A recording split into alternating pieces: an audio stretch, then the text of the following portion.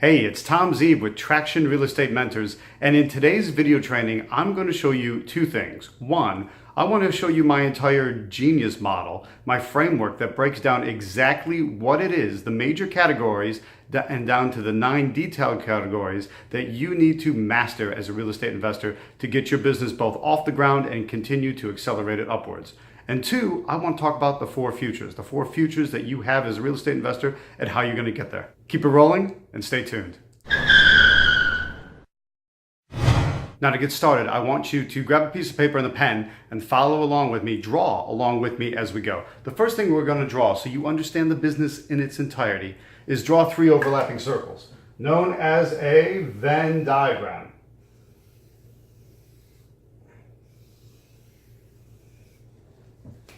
Maybe your circles are a little more even than mine, but that'll be just fine. Here's what we're after. Let's start with the end in mind. We want to get right into the center, into the sweet spot. That sweet spot that we are trying to achieve by being real estate entrepreneurs, by becoming awesome real estate investors, is total freedom. So write in the words total freedom right into the center.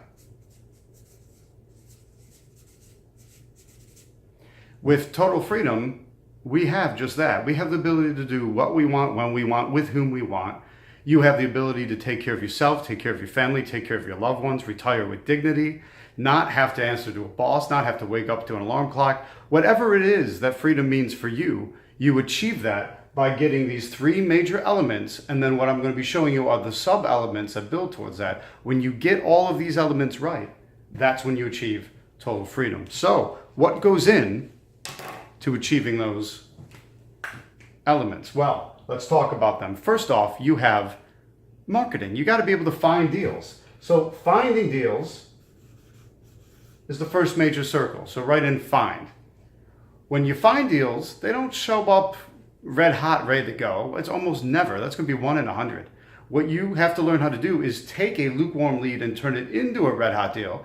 You do that through good negotiation skills when you learn how to make a deal. So we have finding deals, then you have to learn how to make deals. So the second circle is make.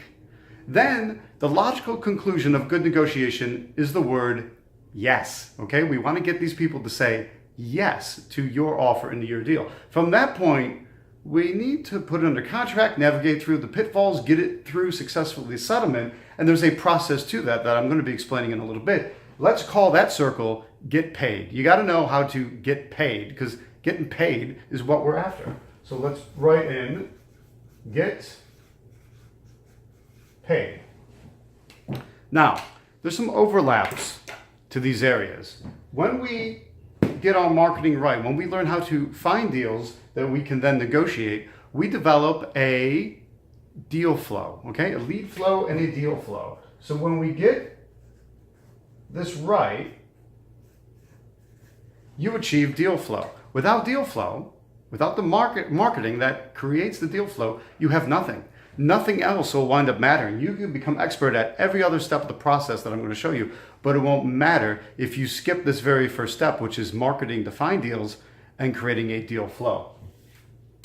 When you learn how to negotiate with ease and with confidence, and you negotiate well, and gang, honestly, it's not as difficult as it seems. People get intimidated and scared by negotiation, but there's no need to. Negotiation, when you break it down the way I break it down for you in my trainings, it's easy, and I dare say it's fun. You actually become a little bit obsessed with getting the negotiation right and having a good time with it, and that gives you the confidence to move people from no to yes, which is the point of a good negotiation. When we get that right, when we're able to make deals, and we're able to negotiate the leads that we get with confidence, that gives us a degree of certainty. Certainty. Okay? We have certainty. We have the certainty that we know when we get a lead, we know what to do with it, and we can truly move somebody from their natural state of no to yes. And yes is where we need them to be. So that's certainty. When we know from the moment someone says yes, and we can manage this deal through, manage it through the pitfalls, manage it through the problems that we have, and get paid and cash our paycheck, how does that funnel back into finding deals? How do these circles overlap? How do you overlap getting paid with find? Well, you need to be reinvesting in your business. Okay?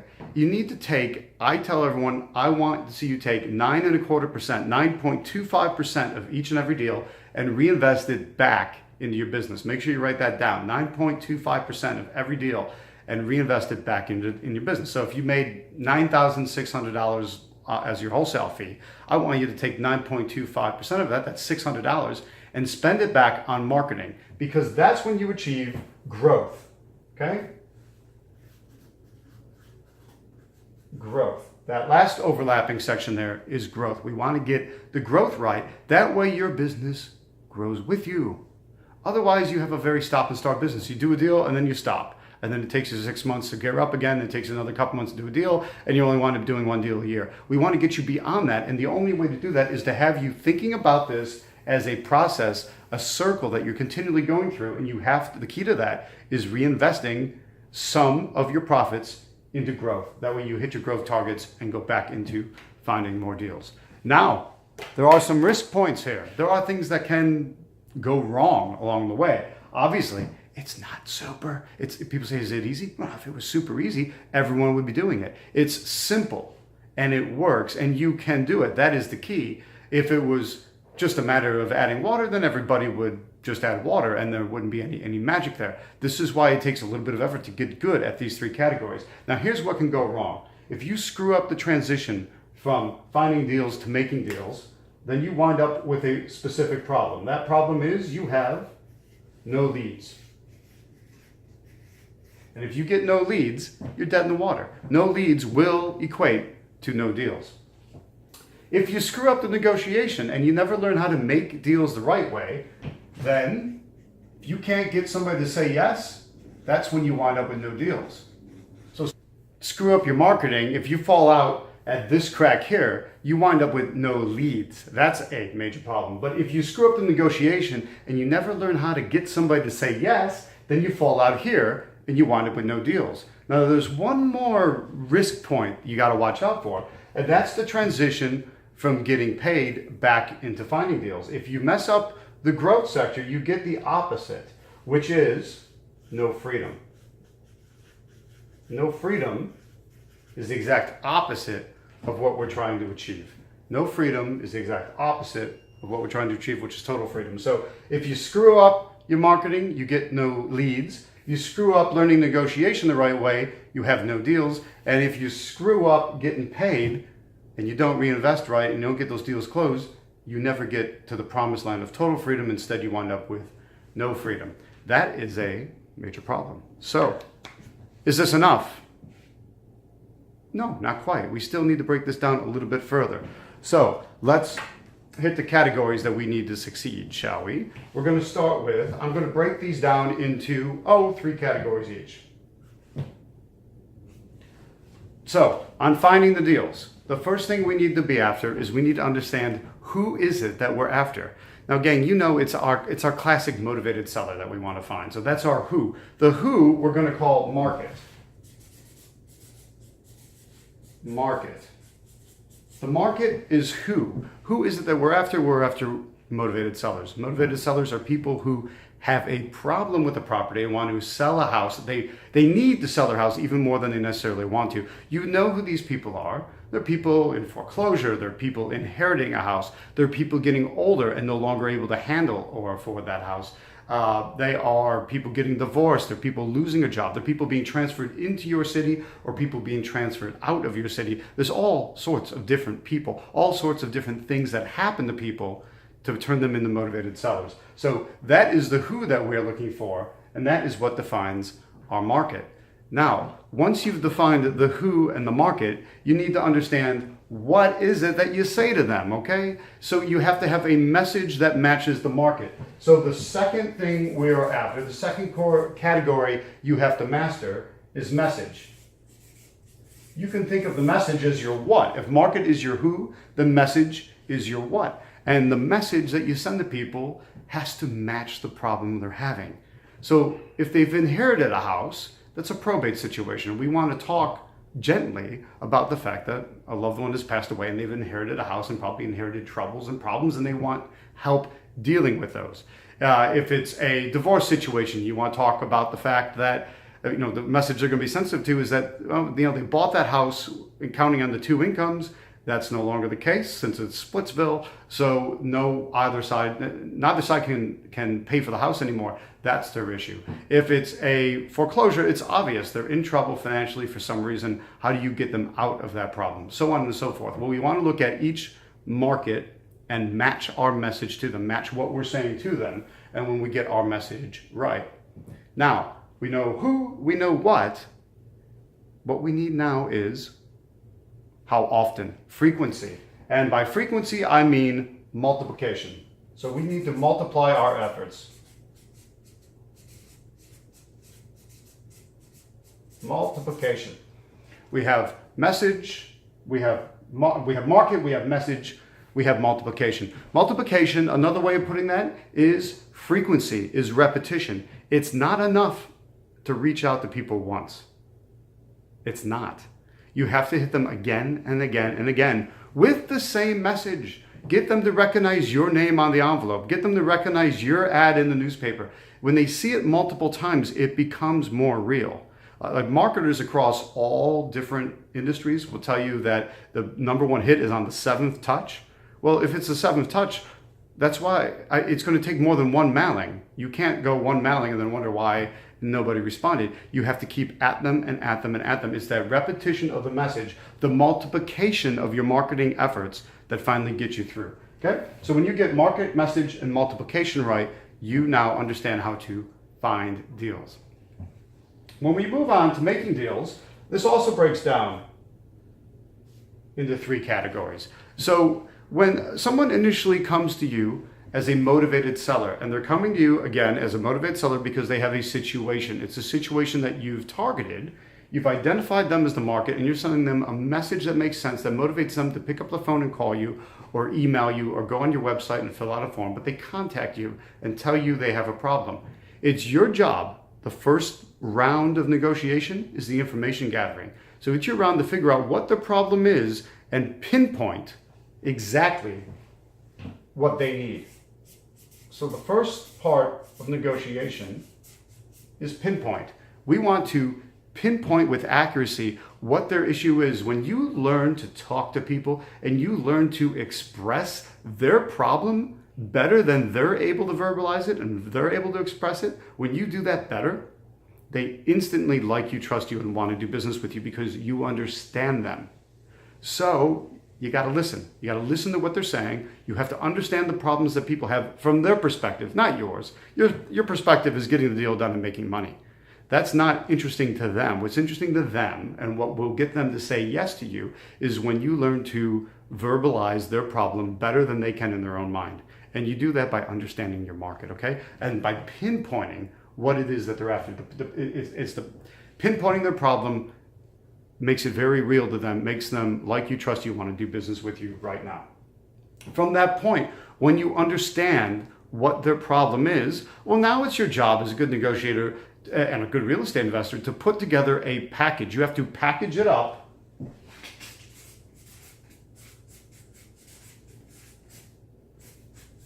put together a package that makes sense.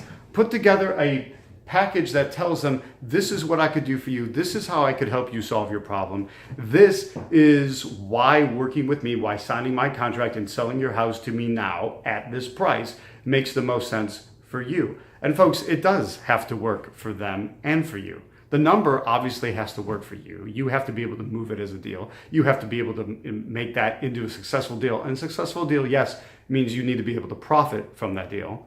But it is, I know it sounds schmaltzy, but it truly is a win-win situation.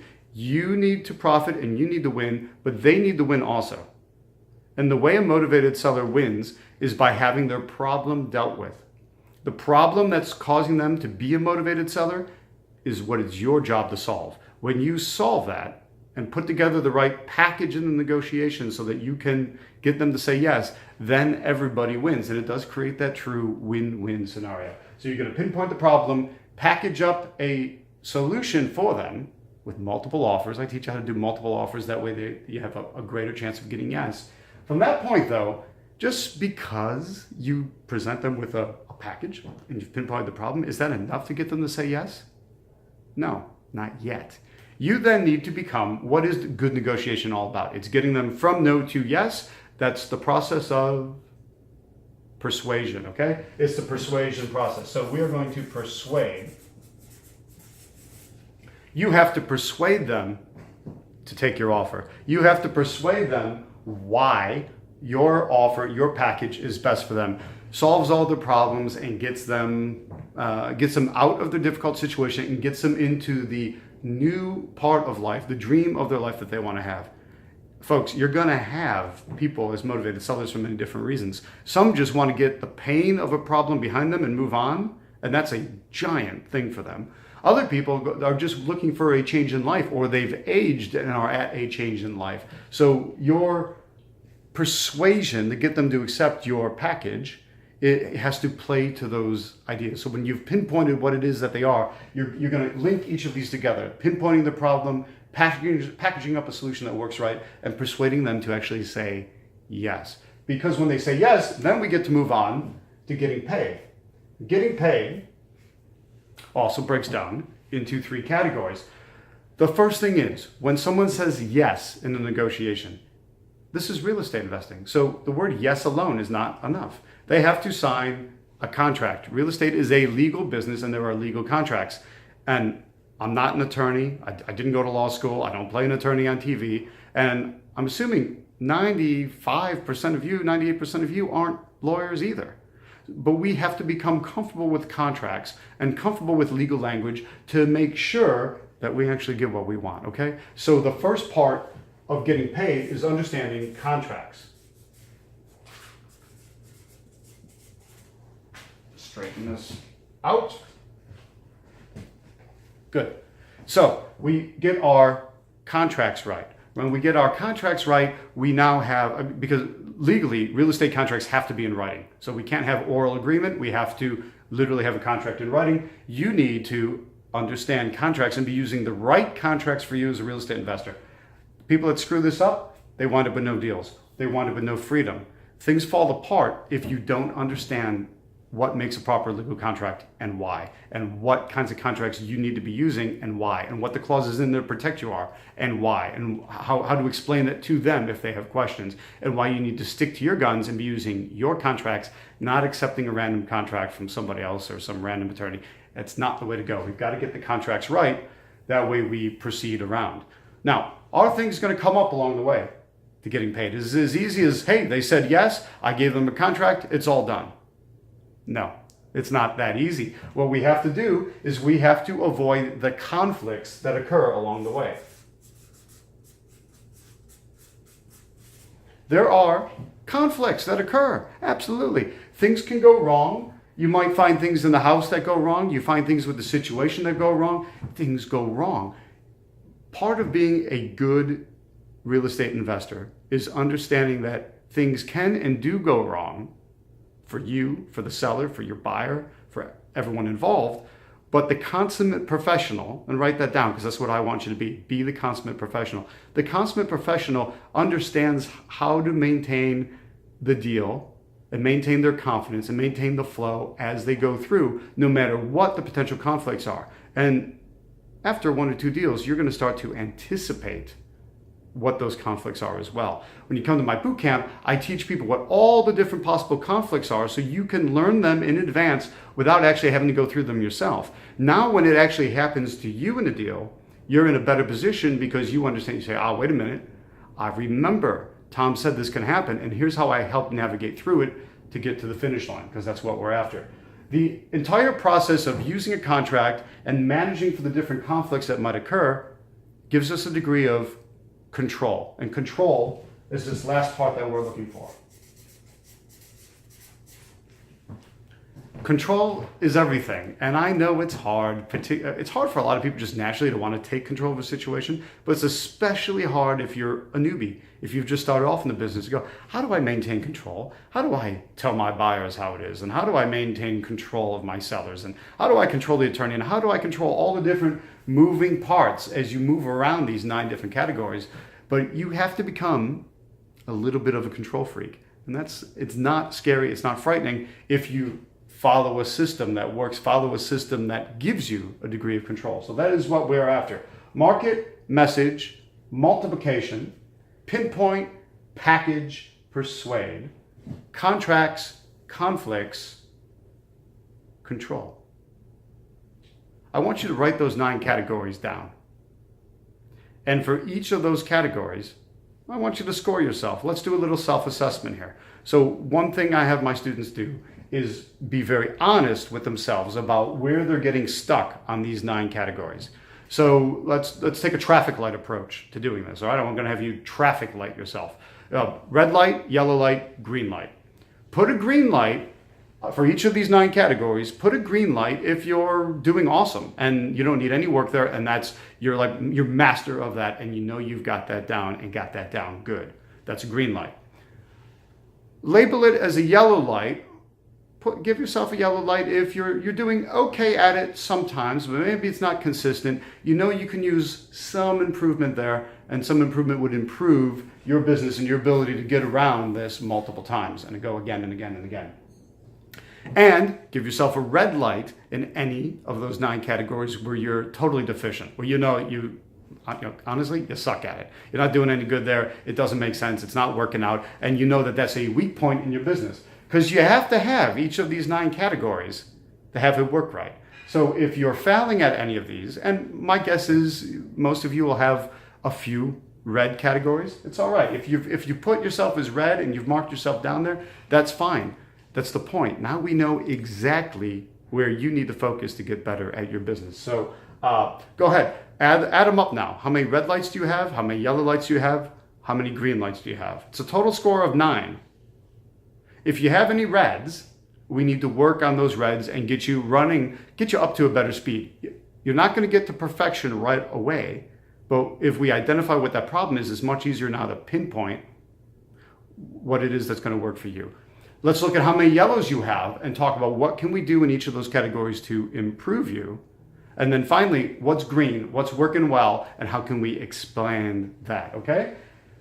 When you come to my Rapid Cash Generator Bootcamp, we cover each of these 9 categories in deep detail. I've got solutions, I've got frameworks, I've got systems for each of the 9. So market, message, multiplication, pinpoint, package, persuade, contracts, conflicts, and control. I'm going to show you how to up-level yourself in each and every one of those categories. So if you're red, don't worry about it. We'll get you up to yellow. If you're yellow, we'll get you up to green. If you're green, we're going to improve it and enhance it so that it flows awesomely for you. And in fact, flows sometimes without you as we build out your systems. So we keep moving you up the traffic level scale, and we keep making each part of your business better. That is the number one thing we do across the 3 days at my Rapid Cash Generator Bootcamp. Now, let's talk about the 4 freedoms for a minute. Grab a new page, and new diagram. I call this the 4 futures. And the 4 futures works this way. We have a timeline. We have today.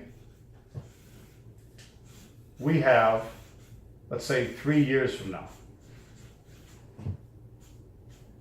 Okay, so this is 1 year out, 2 years out, and then 3 years out. Does that make sense? That's what we're after. And make sure you can see that. Good. Think about what can happen in your future. There's 4 potential things that can happen in the future. You can have an ideal future. The ideal future is beautiful. What if you went up? What if your income went up $100,000 in the future? Would that change some things for you? Would that make life a lot better if you had an ideal future of an extra $100,000? I think for most people, the answer is yes. What if you had an okay future? It's okay. Let's say you went up $50,000 in income. Would that be an okay improvement in the future? Yes. Now, things can go south as well, can't they? That's one of the problems. What if you had a poor performance in the future? That's the thing, gang. We're not guaranteed what happens in the future. We make what happens in our future. Do we want it to go up, or do we want it to go down? It can go down. So let's talk about what a poor future would be. I don't know. What if you went down $25,000 a year? That would be poor performance. And how about this? Can it get worse? Yeah, it can get worse. What if you had an utter complete disaster? What if you had an utter and complete disastrous future? And let's say, I don't know, let's say you went down 50 to 100 grand. Would that be horrendous? I think for most people that'd be crushing and devastating. You lose your job, you lose your lifestyle, you lose your house. Things can go horribly, horribly wrong for you. That's not good either. But I think we agree that where we are today versus where we want to be in the future's coming no matter what, gang. Time waits for no man, time waits for no woman. There's no halting time. We are progressing along this scale no matter what. A year will go by, 2 years will go by, 3 years will go by. And what do we want to have happen in the future? I want to be on an upward trajectory. I want to get to that absolute ideal future. You could also have an okay future. Or if you're one of those people things don't go well for, what if you had a poor future or a disastrous future? That can happen too. So now think about these four futures, these four scenarios. No matter what, time is marching by. I have kids, and I'm sure many of you do too. And if ever there was a cliche about kids making you realize how fast time goes by, yeah, I get it. You turn around and they're bigger and they're taller and they're older and you don't know what's happened. And that's because time is waiting for nobody. So as I think about the future progressing, no matter what, I can't control our pace this way. I want to make sure I'm controlling my trajectory. So thinking of this as we have line 1, line 2, line 3, and line 4, I want you to circle the line that you want to be on. Which trajectory do you want to be on for the future? I know for me it's number 1. I'm always aiming to have an absolutely ideal future. And if that takes me 3 years to get there, so be it. Here's what I'm after. If we start today, if we're here today, right? Today is here, represented by this dot. If I want to get up to that trajectory, that's the gap I need to fill. If I wait, and this is what always bothers me because I see so many people just wait. They're waiting for perfection. They're waiting for the right moment. They're waiting for the stars to align. They're waiting for some nonsense that's never going to happen. If you wait 2 years,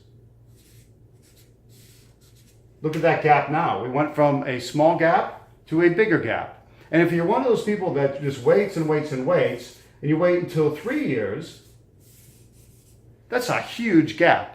To get to where you really want to be, to have that ideal future, to be adding at least $100,000 to your bottom line, that gap might be insurmountable.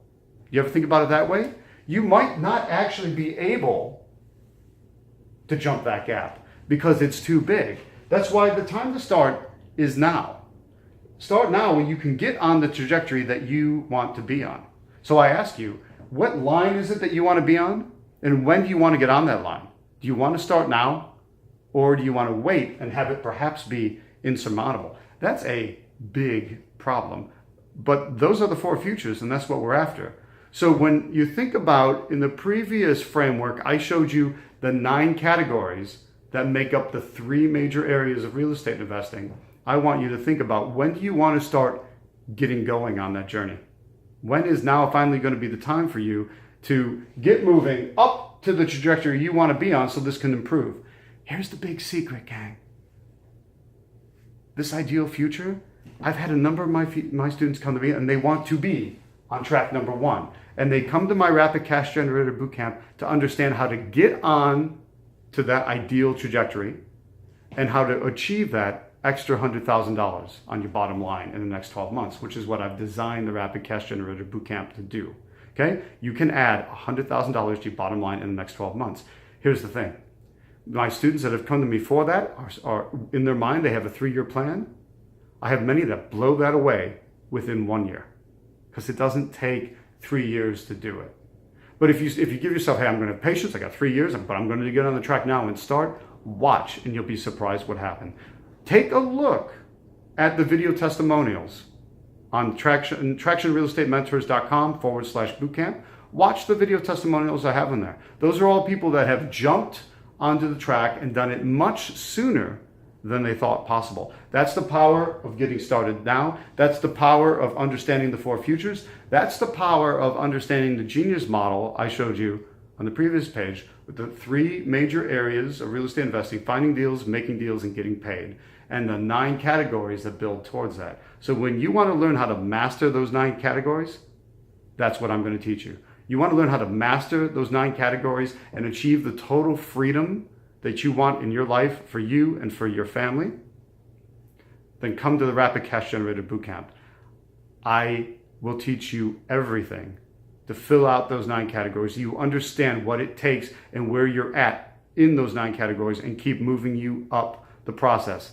It's a one-time investment and you get to come again and again and again. It's a 3-day event and I do it 3 times a year. So when I say you have the right to come again and again and again, I have students who come each and every time to my Rapid Cash Generator Bootcamp because they are constantly moving up the progression. They are constantly making sure they are accelerating along that top path. They are constantly making sure that in each of the 9 categories, they are getting better and improving their business. They're going from red lights to yellow lights to green lights to make sure that they're improving what they're at and they're able to accelerate easily into that extra $100,000 a year and beyond. You'll see them at tractionrealestatementors.com/bootcamp. I look forward to training you there as well. I'm Tom Zeeb. This is for Traction Real Estate Mentors. Hope you enjoyed this training and it's making you think. And if what you're thinking is that you need more training and you need to finally get serious and get down to brass tacks and understand everything and have all the tools, all the legal contracts, all the marketing materials, I've shortcutted all of it so that you don't have to go the long way. You can take the shortcut too. Then go to tractionrealestatementors.com, click on Bootcamp, and I'll see you at the next Rapid Cash Generator Bootcamp. It's Tom Zeeb, signing off. And in this today, I think I could do better circles than that. If you fall out at this crack here,